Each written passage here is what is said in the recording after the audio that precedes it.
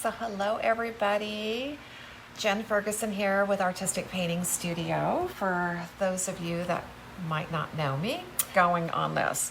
This is the tumbler that I'm going to be working with, and last night I showed you guys how we were already prepping this. I lightly sanded it and I primed it with my black Bondigo. Okay, so if you are new, okay, what I did is took some of my foil adhesive out of my big container. It's the white stuff right there, but this is what I call my sticky plate. So there's layer after layer after layer of foil adhesive on here. So I just keep using my plate over and over again. And anytime I brush my foil adhesive, I like to mist it with some water, add about 2-3%, okay, my brush. And I'm gonna go ahead and put on a full coat. Oh, so Nikki wants to know more about my black Bondigo. Okay, so Bondigo is made by a company called Perfetto. They make some really cool plasters that we carry as well. And the Bondigo is a paint and primer all in one.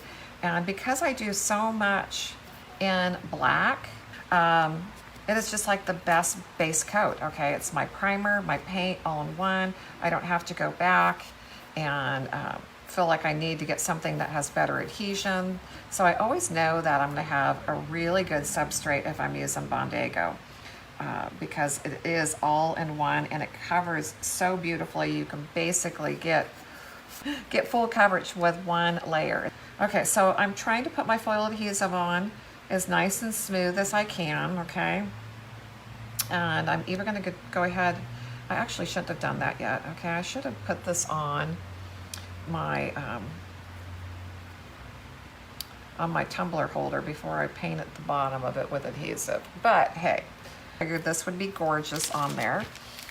And I'm gonna cut a piece that I believe is long enough that I can wrap around the whole tumbler, okay? So I know I'm probably doing an overkill here, but when you guys ask for scraps, you guys get all my scraps. I base coated it with black Bondigo and now it has the foil adhesive on here and you can see how bright and shiny it is. I want to say it's been on here for 30 minutes. We have fans going in here. This room is pretty dry and I'm going to say we're going to go for it. Okay, I always tell everybody wait an hour because we don't know what your conditions are in your environment and it's always best to wait longer than not wait long enough, okay? So I am just going to go ahead and lay my tumbler down and wrap my foil around it, but this edge here, okay, I don't want that real distinctive straight line in my transfer, so I'm going to kind of keep that edge up as I let it roll onto the foil, okay, so that way the foil has kind of come together without having that straight line. And I've got some wrinkles, but you know what? I think this just creates interest in my transfer, so I'm not worried about it. It's not like I was rolling something that was completely a perfect cylinder. It's tapered, so it's never gonna probably roll perfect. But we're gonna go ahead and just continue to rub the surface. I like using a soft cloth. I think it just rubs it on really nice. I did put adhesive on the bottom of it, but I'm gonna wait until I actually pull the rest of the foil off and then I'll do the bottom separate. And then we're gonna peek, okay? So we're gonna pull it back and see how well it has transferred. Now, if there's any spot where I've got the black peeking through, and I know this is too fresh, you guys, okay? I can just tell the way it's pulling. I'm gonna go ahead and use my softer of my two brushes that I use a lot. This one is a nail brush. All my brushes are plastic bristles, but some of them are stiffer than others.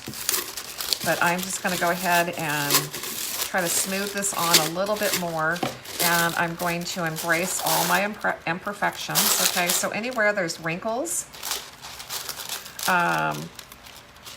or there might have been more of an air bubble, okay? You can always push it back and rub it back on. But I'm gonna definitely have some black showing, but that's okay.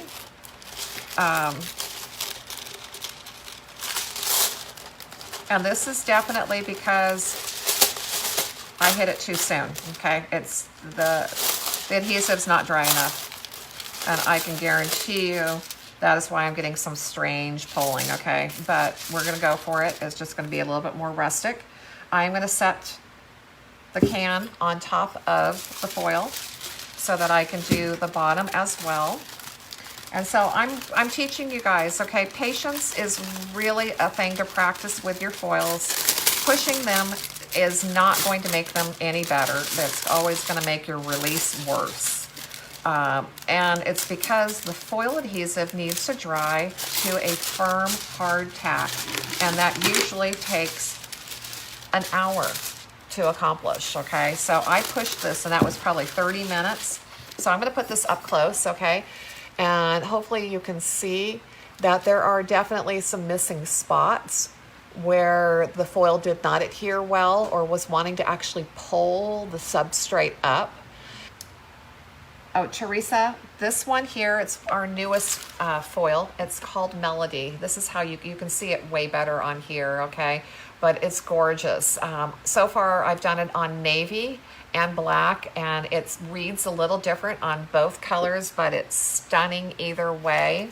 So I went shopping on Amazon, and I found a cup turner.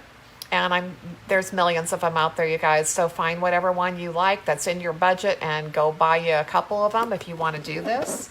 I only bought one. I wish I had bought two, but hey, you live and learn. And I want to show you guys some things that I'm doing.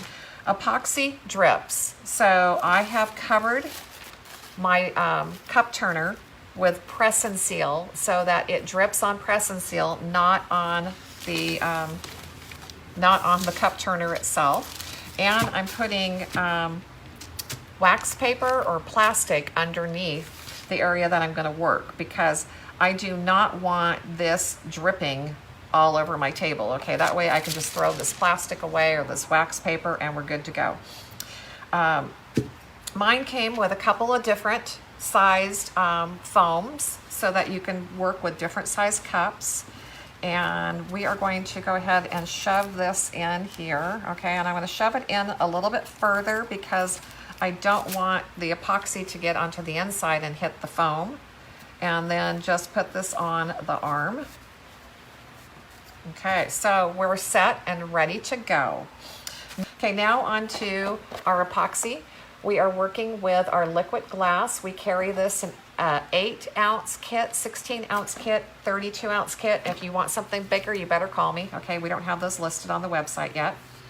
And it is a hardener and a resin. So it's a 2-part epoxy. And I have always just learned by A and B. Okay, that is the way I remember how to do it. So your resin is part A, so as soon as I open it, I put A on the resin bottle, and your hardener is part B, so put a B on your hardener. Now I'm going to confuse you a little bit because I want you to know you pour B before A. So make notes or come watch my video again, okay? Okay, so we're going to pour part B first, and I'm going to pour 1 ounce of it because that is the measurement I have. Like I said, I know this is too much. And the reason why we pour B first is because the resin mixes into the hardener easier than the hardener mixes into the resin, if that makes sense. So if you pour B first and then pour A into it, it mixes better. And they are totally different consistencies, and you will know that as soon as you open your containers, okay? So I've got 1 ounce in there. And I'm now going to pour in my 2nd ounce. And this part is definitely thicker. So pour slow, okay?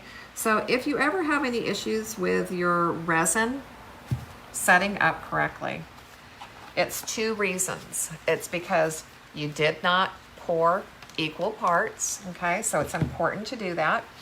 Or you didn't mix it well or long enough, okay? So these are things that just have to be done, and you got to take the time to do it.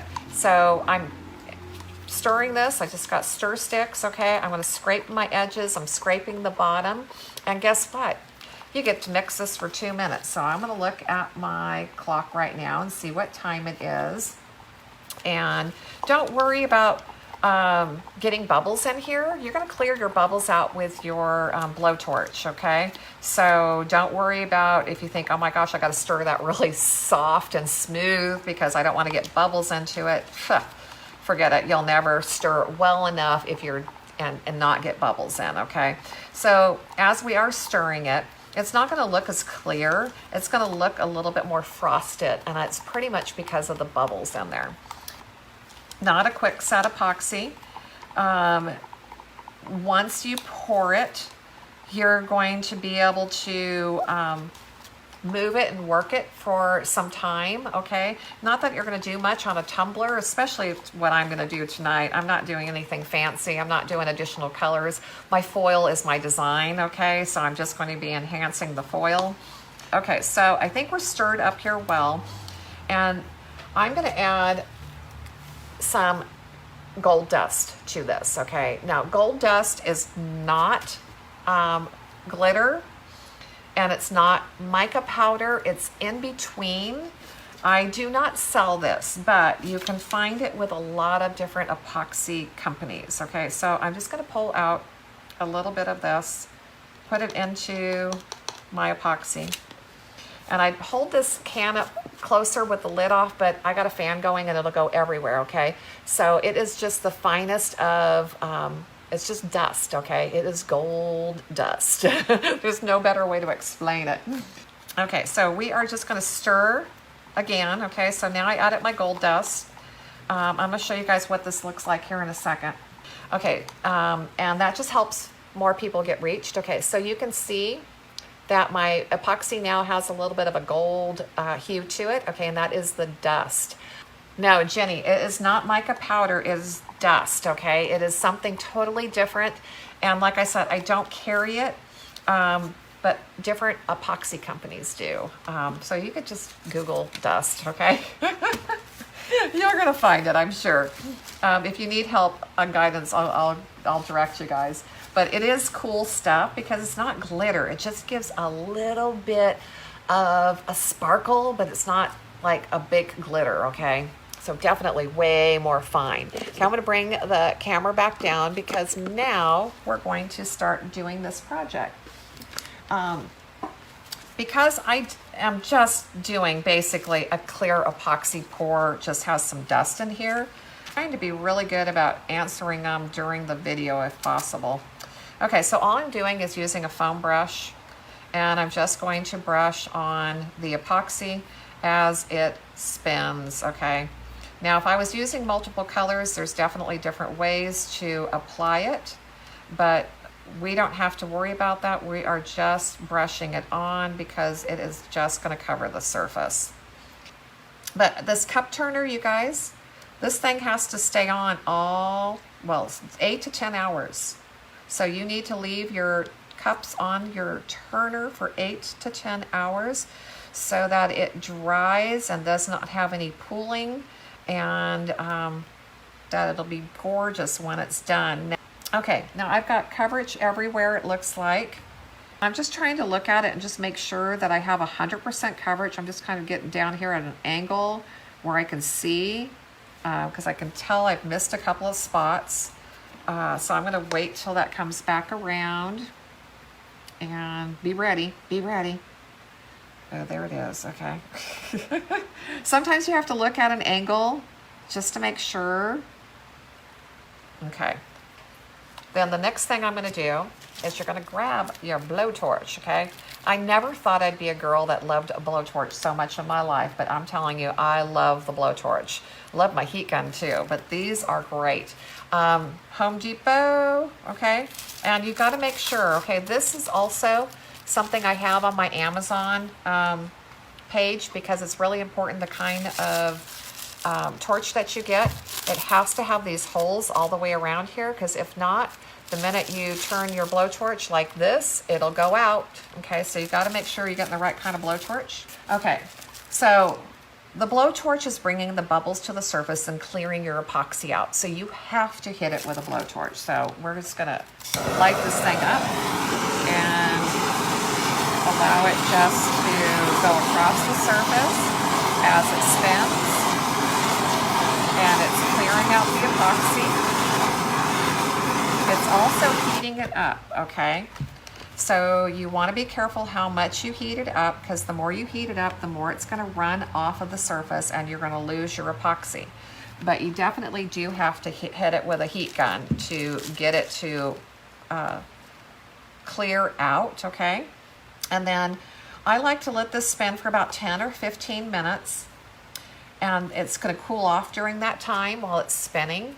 And I'm going to hit it again one more time lightly with the blowtorch, making sure that I held it pretty close so that hopefully you guys could see that, but normally I'll hit it where I'm 6 to 8 inches away from it, so I'm not going to heat it up too much when I come back and do that.